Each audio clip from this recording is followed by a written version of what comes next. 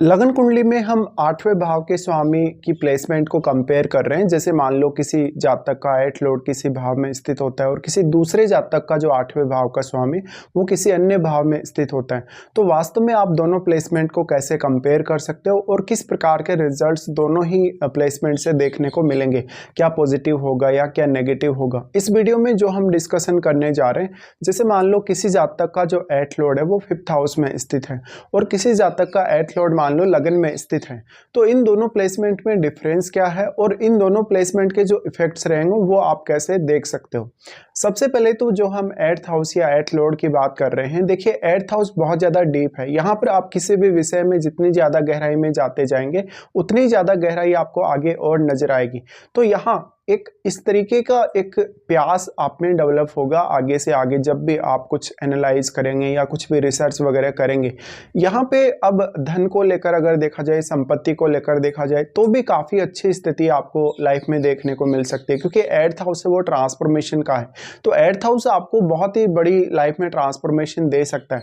अब ये ट्रांसफॉर्मेशन लेकिन आपके लिए पॉजिटिव होगी या नेगेटिव होगी, इसका अंदाजा लगाना आपके लिए काफ़ी ज़्यादा मुश्किल है।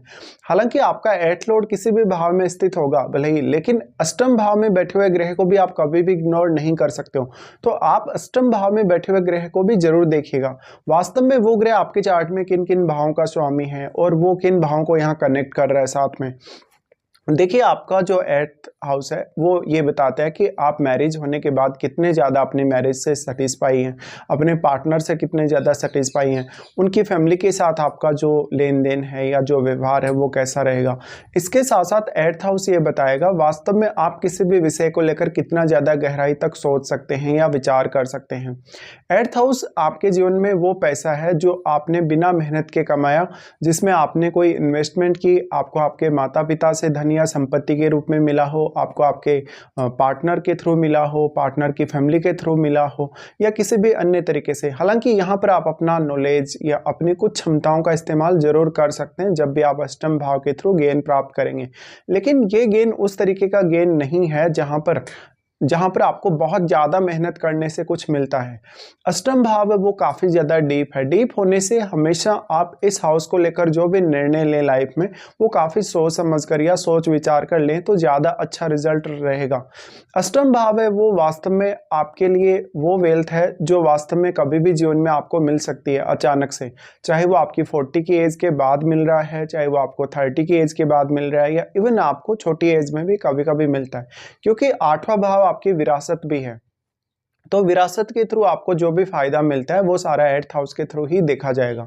अब 8th हाउस है वो आपका किसी भी विषय को लेकर बहुत डीप नॉलेज को बताएगा। वैसे अगर देखा जाए तो 6ठा भाव, 8वां भाव और 12वां भाव ये 2 स्थान माने जाते हैं और इनके रिजल्ट्स को लेकर हम काफ़ी ज़्यादा अवेयर रहते हैं, क्योंकि इनके जो स्वामी हैं या ये जो भाव हैं वो उतने पॉजिटिव नहीं माने जाते। लेकिन इसका मतलब ये नहीं है कि इन भावों के स्वामियों या इन भाव में बैठे हुए ग्रह के थ्रू आपको कुछ पॉजिटिव नहीं मिल सकता। काफ़ी कुछ इन भावों को लेकर भी हमारे जीवन में पॉजिटिव होता ही है। तो यहाँ पर आपको एक पॉजिटिव साइड भी हमेशा फोकस करके चलना चाहिए। वास्तव में इनमें से किसी भी भाव के जितने ज़्यादा नुकसान हैं उतने ही ज़्यादा फायदे भी हैं। अब जो सबसे पहले हम डिस्कशन कर रहे हैं, जैसे मान लो किसी का 8 लॉर्ड 5th हाउस में स्थित है। 8 लॉर्ड अगर 5th हाउस में चला गया है आपके चार्ट में, तो ऐसा हो सकता है कि या तो वो अपने मित्र के घर में होगा या वो अपने शत्रु के घर में होगा या वहाँ वो वक्री हो सकता है, अस्त हो सकता है, किसी अन्य ग्रह के साथ स्थित हो सकता है। ये सब आपको देखना होगा, क्योंकि ऐसा होने पर उस ग्रह के रिजल्ट्स जो रहेंगे उस पर काफ़ी ज़्यादा इम्पैक्ट पड़ेगा। अगर आपका अष्टमेश एक शुभ ग्रह है तो ज़्यादातर केस में तो जब वो पंचम भाव में बैठेगा तो वो काफ़ी ज़्यादा बेहतर रिजल्ट लाएगा। लेकिन अगर वो यहाँ पर पंचम भाव में बैठने के बाद अगर अस्त हो जाता है या वक्री हो जाता है तो फिर उसके रिजल्ट्स पूर्णतया बदल जाएंगे, या फिर वो अपने किसी मित्र ग्रह के साथ बैठा हो या शत्रु ग्रह के साथ बैठा हो। देखिए अगर शुभ ग्रह है तो ज़्यादातर केस में तो रिजल्ट शुभ ही होंगे, लेकिन अगर वो अपने किसी मित्र ग्रह के साथ पंचम भाव में बैठे तो रिजल्ट और भी ज़्यादा बेहतर होने के चांसेस होंगे। अब आपके लिए अष्टम भाव को जानना, सीखना, समझना काफ़ी आसान होगा। इस हाउस के थ्रू बहुत सारे नए-नए अनुभव आप प्राप्त कर सकेंगे। अगर आप तंत्र मंत्र में, आप ध्यान साधना में या इस प्रकार की क्रियाओं में अगर बहुत ज़्यादा रुचि लेते हैं, अकल्ट में आप किसी भी विषय में बहुत ज़्यादा रुचि लेते हैं, तो ऐसा जो प्लेसमेंट है वो आपके हमेशा फेवर में ही रहेगा। हालाँकि कभी-कभी ये संतान को लेकर इश्यूज़ क्रिएट करता है। इसके अलावा ये कुछ इश्यूज़ आपको क्रिएट करेगा डिसीजन लेने को लेकर, क्योंकि 8वां भाव बहुत ज़्यादा डीप है और ऐसे में या तो आपका पंचमेश अच्छी स्थिति में नहीं है चार्ट में, या आपका एट लॉर्ड जो पंचम में बैठा है वो वहाँ अच्छी स्थिति में नहीं है, या फिर हो सकता है वो राहु या केतु से प्रभावित है। ऐसे केस में आपको डिसीजन लेते हुए बहुत ज़्यादा अवेयर रहना होगा। कभी-कभी आप ऐसे कुछ गलत डिसीजन भी ले लेंगे जो कि आपके फेवर में नहीं रहेंगे। अष्टमेश अब प्लैनेट किस प्रकार का है आपका? देखिए, अगर आपका अष्टमेश चार्ट में सूर्य है या चंद्रमा है तो ये संभावना निश्चित रूप से है कि वो आपका 8वें भाव का ही स्वामी है। लेकिन अगर 8वें भाव का स्वामी आपका बृहस्पति है, शुक्र है, या मान लीजिए बुध है, इवन शनि या मंगल भी है, तो वो किसी ना किसी अन्य भाव को भी आपके चार्ट में रिप्रेजेंट कर रहे हैं, तो आपको उस दूसरे वाले भाव पर भी ध्यान देना होगा और उसके साथ भी आपको 5th हाउस का कनेक्शन जोड़कर देखना चाहिए। मेनली जो आपका अष्टमेश पंचम भाव में आया है वो आपके डिसीजन लेने को लेकर, सोच विचार पर और आपकी मेमोरी पर बहुत ज़्यादा इम्पेक्ट करेगा। हालांकि इससे आपको रिसर्च करना आसान हो सकता है, कोई भी हायर स्टडी वगैरह करना आसान हो सकता है और आप में 8वें भाव को लेकर कुछ विशेष टैलेंट हो सकता है। और ये जो आपका अब अष्टमेश पंचम भाव में आ गया, वास्तव में वो अगर अपने मित्र ग्रह के साथ बैठेगा तो वो ज़्यादातर केस में तो अच्छे रिजल्ट ही लाएगा आपके। लेकिन पंचमेश का संबंध क्या अष्टम भाव से बन रहा है या 12th हाउस से बन रहा है? अगर आपके चार्ट में पंचमेश का संबंध आपके 12th हाउस से बने, चाहे आपके 8th हाउस से बने, तो भी रिजल्ट काफ़ी ज़्यादा बेहतर होने की संभावना होगी। यहाँ पर लेकिन प्रत्येक लगन के हिसाब से जो आपका अष्टमेश होगा वो अलग अलग ग्रह होगा, तो उस ग्रह विशेष पर भी आपको ध्यान जरूर ही देना चाहिए। अब आपका अष्टमेश जो पंचम भाव में आया है वो आपके 11th हाउस को प्रभावित करेगा, क्योंकि वो अपनी पूर्ण रूप से यहाँ दृष्टि डालेगा। अब इस दृष्टि की वजह से आपकी अर्निंग्स प्रभावित होगी। आप कोई भी काम करेंगे उसमें आपको कितना ज़्यादा पैसा मिल रहा है, अगर कोई बिजनेस करेंगे तो कितना ज़्यादा उसमें आपको लाभ मिल रहा है।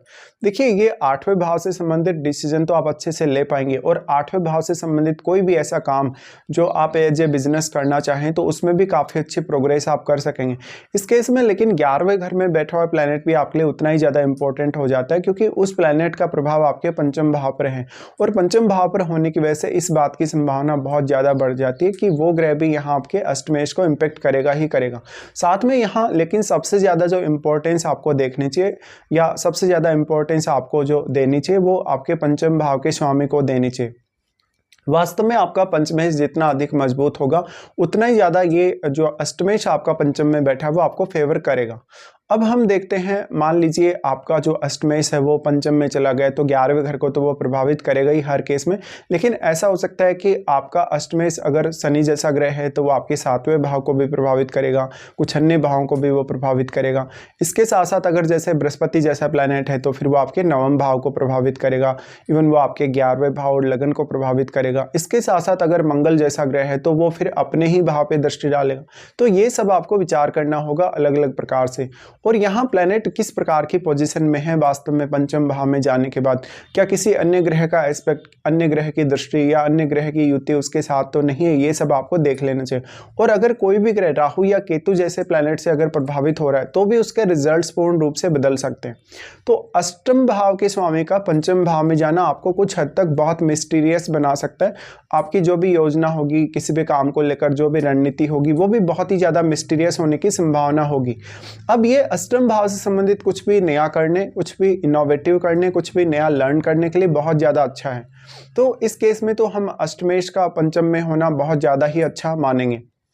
अब जो दूसरी प्लेसमेंट जिसके बारे में हम इस वीडियो में कंपेयर कर रहे हैं, जैसे मान लो किसी जातक का अष्टमेश उसके लगन में स्थित है।